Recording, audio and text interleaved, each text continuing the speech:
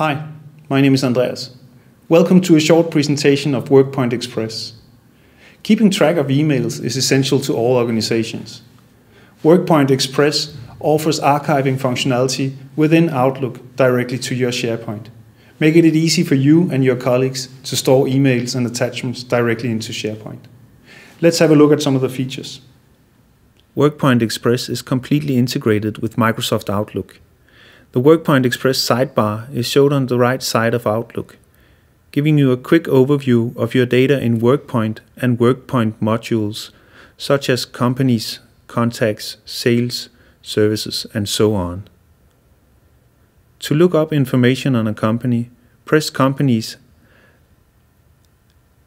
and use the search function to quickly access relations, emails, various modules, contacts, and documents.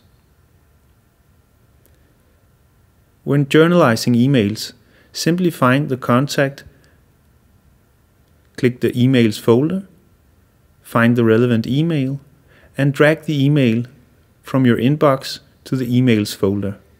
Same can be done with attachments and other documents. History gives you the latest places of journalization in WorkPoint.